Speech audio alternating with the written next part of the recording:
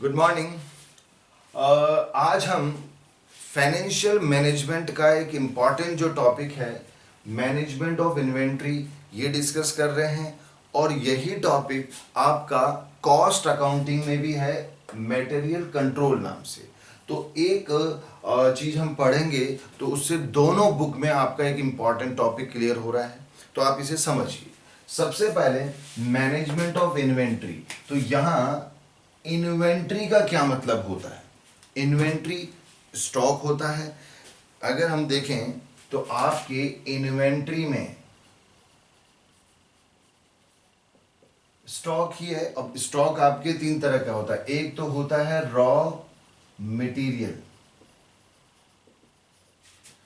Plus work in progress, जिसे हम अर्ध निर्मित माल भी बोलते हैं। जो हमारा प्रोडक्शन अभी जारी है, प्रोडक्ट पूरा बना नहीं है, उसे हम वर्क इन प्रोग्रेस भी बोलते हैं। ठीक है। प्लस फिनिश्ड गुड्स, जो आपका फिनिश्ड तैयार होता है प्रोडक्ट वो। तो स्टॉक हमारे पास तीन होते हैं, raw material, work in progress and finished goods. ये सभी आपके इन्वेंट्री में आते हैं।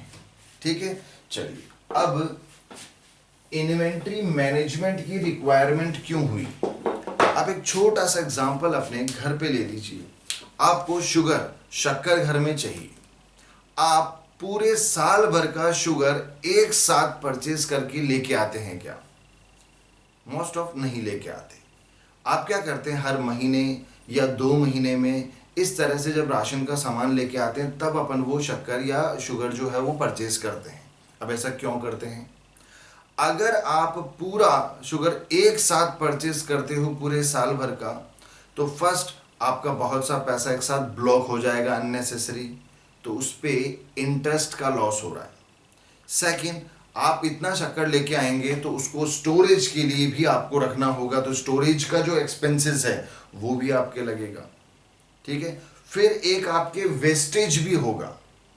बहुत ज़्यादा जब आपके पास होता है तो वेस्टेज भी होता है। फिर अगर बिजनेस पॉइंट ऑफ व्यू से देखें तो फिर हमें उसका इंश्योरेंस भी करवाना होता है, क्योंकि जब हमारे पास स्टॉक होता है तो उसका इंश्योरेंस भी होता है, वेयर हाउस का रेंट वगैरह, वॉचमैन की सिक्योरिटीज़ की एक्सपेंसेस, तो ये सब बहुत ज़्यादा लगते हैं। तो ये सब जो इंक्लूड होते हैं, इंटरेस्ट, वेस्टेज, आपके स्टोरेज का एक्सपेंसेस, रेंट, इंश्योरेंस, ये सब कैरिंग कॉस्ट में आता है। तो इट मीन्स हम एक साथ अगर परचेज करते हैं तो हमारा कैरिंग कॉस्ट इंक्रीज होता है। तो इसलिए हम कैरिंग कॉस्ट को डिक्रीज करने के लिए हम पूरा एक साथ पूरे साल भर का ऑर्डर नहीं देते, हम इंस्टॉलमेंट में देते हैं। चलिए, अब अगर आप इंस्टॉलमेंट में देते हो तो इंस्टॉलमेंट भी अगर बहुत ज़्यादा हैं तो आपका ऑर्डरिंग कॉस्ट बढ़ जाएगा। अब ऑर्डरिंग कॉस्ट मतलब मटेरियल को लाने और ले जाने का जो खर्चा है। भाई आप ऑर्डर दोगे, फिर ट्रक से जब आता है उसे उतारने चढ़ाने का जो ट्रकिंग का एक्सपेंसेस है, कैरिज वगैरह, फ्राइट्स वगैरह, वो सब आपका ऑर्डरिंग कॉस्ट में आता है। अब ज़्यादा ऑर्डर दे दिया तो ऑर्डरिंग कॉस्ट बढ़ गया। तो हम क्या करते हैं, बीच का एक रास्ता अपनाते हैं। वो होता है आपका first economic order quantity, EOQ, economic order quantity, EOQ। ये हमें आप बताता है, देखो इकोनॉमिक ऑर्डर क्वांटिटी मतलब कितने क्वांटिटी का ऑर्डर देना चाहिए, और इकोनॉमिक मतलब इस क्वांटिटी का जब हम ऑर्डर देते हैं तो हमारे सबसे कॉस्ट मिनिमम लगती है, इसीलिए इसको बोलते हैं इकोनॉमिक ऑर्डर क्वांटिटी। अब इसका एक फॉर्मूला है 2RO/C, ये इस तरह से, और अंडर रूट। ठीक है। R आपका एनुअल रिक्वायरमेंट, ये आपका R होता है, एनुअल रिक्वायरमेंट। अब R की जगह U भी लिख सकते हैं, एनुअल यूजेस, सी भी लिख सकते हैं, एनुअल कंजप्शन, तो कुछ भी लिख सकते हैं, पर नॉर्मल आर लिखते हैं। और उसका फिर जब भी फॉर्मूला आप यहाँ शो करते हैं तो इसका आपको फुल फॉर्म यहाँ प्रेजेंट करना पड़ता है कि ये है क्या। तो आर मीन्स एनुअल रिक्वायरमेंट, साल भर में कितने स्टॉक की रिक्वायरमेंट है आपको। फिर ओ, ऑर्डरिंग कॉस्ट पर ऑर्डर। हम जो एक ऑर्डर देते हैं तो ऑर्डरिंग का कितना खर्चा लगता है पर ऑर्डर है ये। सी, ये जो सी है, carrying cost per unit per annum. अब आपको पता है कैरिंग कॉस्ट में मैंने आपको क्या बताया था, insurance, wastage, rent, insurance, storage expenses. अब ये कैरिंग कॉस्ट पर यूनिट और पर एनम होता है। अब ये सारी वैल्यूज हम यहाँ पुट करेंगे और अंडर रूट करेंगे तो आपका आंसर आ जाएगा इकोनॉमिक ऑर्डर क्वांटिटी कितना ऑर्डर करना चाहिए। अभी एग्जांपल से मैं आपको भी एक्सप्लेन करूंगा, अभी केवल हम ये टॉपिक समझ लेते हैं। सेकंड, इसके अंदर साथ में आपको पूछा जा सकता है number of order in a year, एक साल में कितने ऑर्डर होंगे। तो सिंपल आपका फॉर्मूला होगा R divided by EOQ. For example जैसे आर आपको साल भर में जो रिक्वायरमेंट है 10,000 यूनिट्स की रिक्वायरमेंट है, ईओक्यू हमारा 1000 आया, तो 10,000 में डिवाइडेड बाय 1000 करेंगे तो 10 ऑर्डर्स, मतलब ईयर पर ईयर आपके 10 ऑर्डर्स होंगे, 10 ऑर्डर में हम गुड्स को मंगवाएंगे। ठीक है। एक आपका फिर इसमें होता है time gap between two order. अब मैंने कहा जैसा कि अपन 10 ऑर्डर्स देंगे साल भर में, ठीक है, यहाँ 10 ऑर्डर्स आया था ना, तो अपन इसका क्या फॉर्मूला होगा, जो साल में नंबर ऑफ डेज और वीक्स और मंथ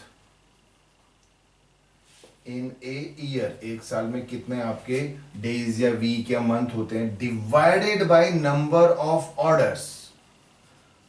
फॉर एग्जाम्पल जैसे मैंने बताया 365 डेज होते हैं आपके साल भर में, और यहां पर आपके ऑर्डर्स आए थे 10, मतलब 36.5 डेज में आपको ऑर्डर देना होगा। दो ऑर्डर के बीच में 36.5 डेज का गैप होता है।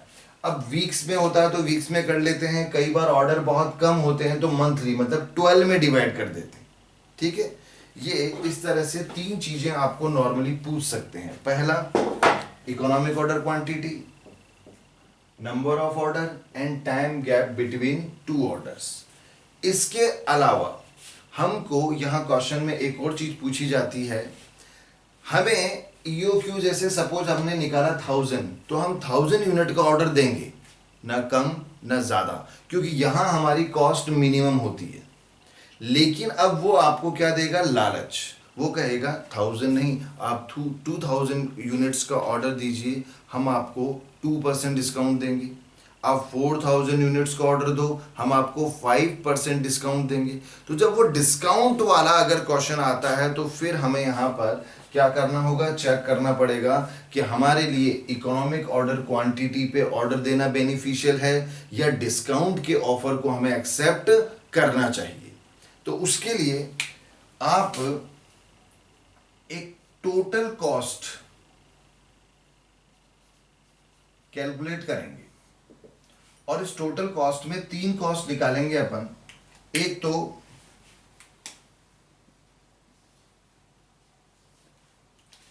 एक तो आपका निकलेगा यहां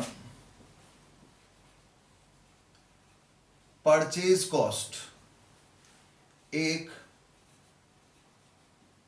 ऑर्डरिंग कॉस्ट और एक carrying cost.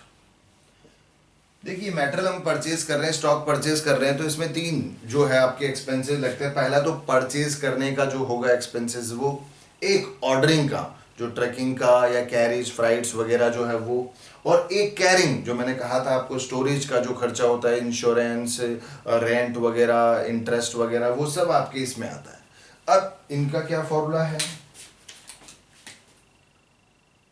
Are into price per unit. अब ये फॉर्मूले याद करने की जरूरत नहीं है आपको। देखिए परचेज का क्या एक्सपेंसेस लगेगा, आर यानी एनुअल रिक्वायरमेंट, आप साल में कितनी यूनिट्स परचेज कर रहे हैं और उस यूनिट्स की क्या प्राइस है। सपोज आप 10,000 यूनिट्स परचेज कर रहे हो, प्राइस है 10 रुपीज पर यूनिट, तो परचेज करोगे तो 1 लाख रुपीज लगेगा। अब इसमें कोई फॉर्मूला यूज ही करने की जरूरत नहीं है।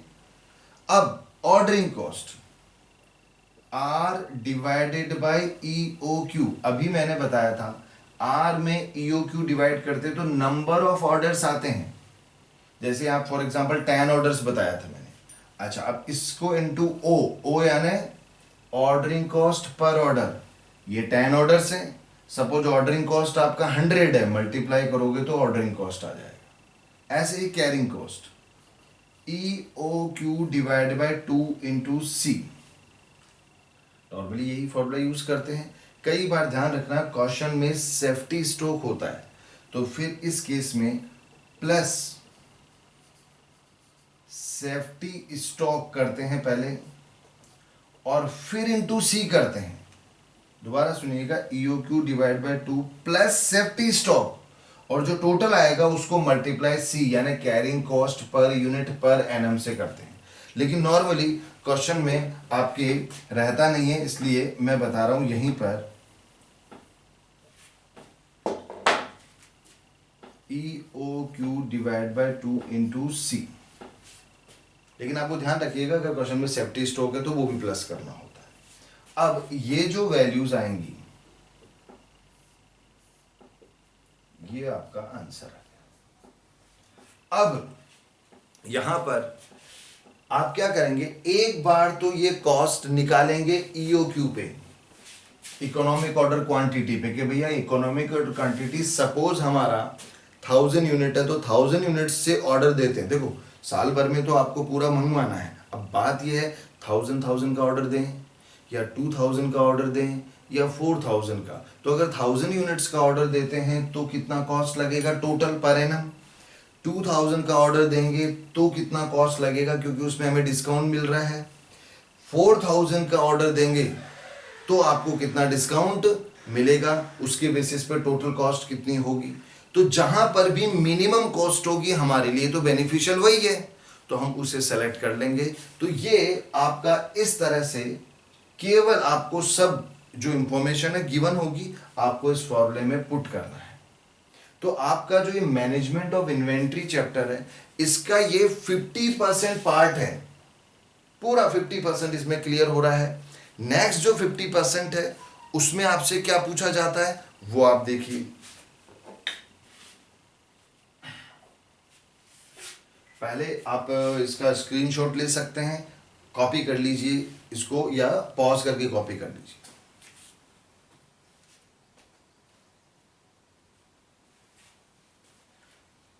चलिए ठीक है। नेक्स्ट जो इसके अंदर है आपको पूछा जाता है, मैंने कहा 50% तो ये चैप्टर हो गया, बाकी 50% में आपको कुछ चीजें पूछी जाती हैं। पहला तो आपको पूछा जाता है री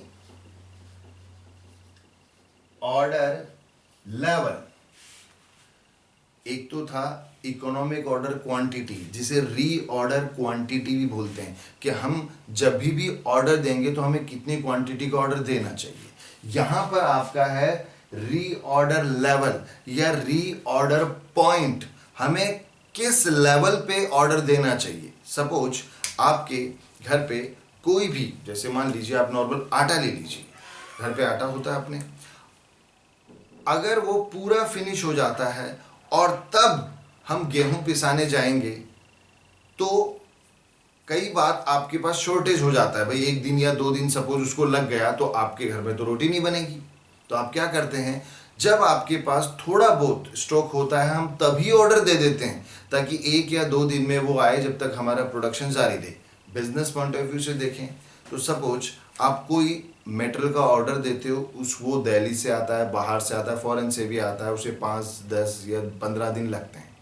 अब अगर हमारे पास पूरा स्टॉक खत्म हो गया, अब हम ऑर्डर देंगे तो 10 या 15 दिन आने में लगेंगे, जब तक हमारा बिजनेस जो है वो क्या होगा, प्रोडक्शन क्या होगा, स्टॉप हो जाएगा। तो हम थोड़ा बहुत हमारे पास जब स्टॉक होता है तभी हम ऑर्डर दे देते हैं, ताकि जब तक वो आए हमारा काम चलता रहे। तो इसी लेवल को बोलते हैं रीऑर्डर लेवल, कि किस लेवल पे स्टॉक आते ही हम नया ऑर्डर दे दें। तो देखिए इसका एक फॉर्मूला है, मैक्सिमम यूजेज रेट।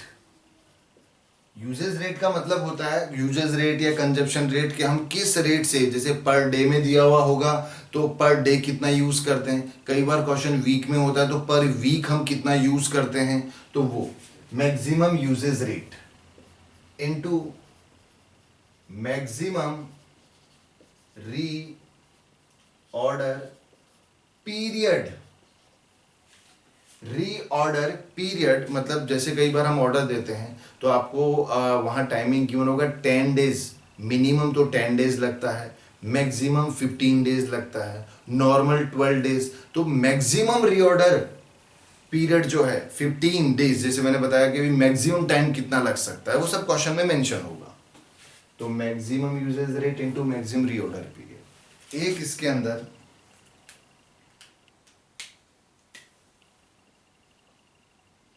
पूछते हैं आपको maximum level of stock.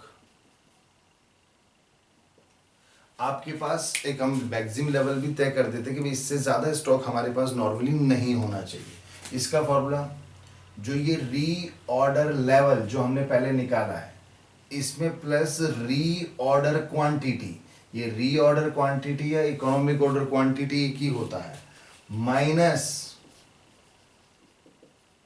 Minimum uses rate, मैं यू आर शॉर्ट में लिख रहा हूं, into minimum reorder period. Reorder period को आरओपी लिख रहा हूं, ठीक है। तो फॉर्मूला होता है कि हमारे पास कितना मैक्सिमम स्टॉक होना चाहिए, इससे ज्यादा स्टॉक हम नहीं रखेंगे नॉर्मली। एक आपका होता है मिनिमम लेवल ऑफ स्टॉक। एक मिनिमम लेवल भी हम तय कर लेते हैं कि नॉर्मली इससे कम स्टॉक हमारे पास नहीं रहना चाहिए। तो वो आपका फॉर्मूला होता है reorder level minus normal usage rate into normal ROP. अब यहां नॉर्मल भी यूज करते हैं, कई बार एवरेज भी यूज करते हैं। तो नॉर्मल और एवरेज एक ही चीज होती है, ध्यान रखना। कई बार नॉर्मल गिवन होता है, नहीं गिवन होता तो हम एवरेज मैक्सिमम प्लस मिनिमम करके एवरेज निकाल लेते हैं, ठीक है। फिर एक एवरेज लेवल ऑफ स्टॉक, ये भी पूछा जाता है। तो एवरेज कैसे निकालोगे, मैक्सिमम लेवल जो हम पहले निकाल चुके हैं, ये मैक्सिमम लेवल, इसमें प्लस हम करेंगे minimum level divided by 2। Average ऐसे निकलता है, maximum plus minimum divided by 2। कई बार आपका इस तरह भी फॉर्मूला होता है, और मिनिमम लेवल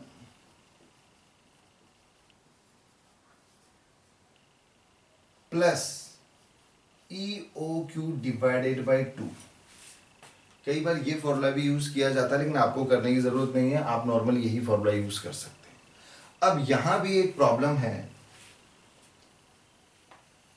मैंने ये सारे आपको फॉर्मूले बता दिए, लेकिन ये आप कब यूज करते हैं, जब क्वेश्चन में आपको uses rate, consumption rate, maximum uses rate भी गिवन होती है, मिनिमम यूजेस भी होता है, नॉर्मल यूजेस भी होता है, या मैक्सिमम मिनिमम होता है तो नॉर्मल तो हम एवरेज करके निकाल लेते हैं। लेकिन इस तरह यूजेस रेट अलग अलग गिवन होता है तो ही निकलेगा।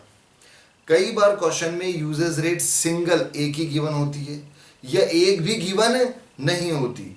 उस केस में फिर ये जो फॉर्मूला, इनकी जगह अपन कौन से फॉर्मूले यूज करेंगे देखिएगा। रीऑर्डर लेवल, इसमें फॉर्मूला होता है usage rate into lead time या रीऑर्डर पीरियड भी बोलते हैं, प्लस सेफ्टी स्टॉक, ये फॉर्मूला यूज किया जाता है। अब यूजेज रेट आपको सिंगल ही गिवन होगी, वो आप यहां लिखेंगे, into lead time, lead time वही हम जब ऑर्डर देंगे तो ऑर्डर को आने में कितना टाइम लगता है, तो यहां पर जैसे रीऑर्डर पीरियड आपको मैक्सिमम मिनिमम गिवन होता है, यहां सिंगल एक ही गिवन होगा, प्लस सेफ्टी स्टॉक। अच्छा, ये सेफ्टी स्टॉक भी क्वेश्चन में गिवन होगा। अब मैंने कहा कई बार यूजेज रेट गिवन नहीं होती है, यूजेज रेट आपको नहीं गिवन होगी तो कैसे निकालोगे? अच्छा, मैंने क्या बताया यूजेज रेट का मतलब, हम पर डे कितना यूज करते हैं, तो आपको साल भर में हम जो यूज करते हैं उसे हम आर बोलते हैं, एनुअल रिक्वायरमेंट, एनुअल कंजप्शन। इसमें नंबर ऑफ डेज आप डिवाइड कर दो, इन्हें ये 365 होते हैं, डिवाइड कर दो।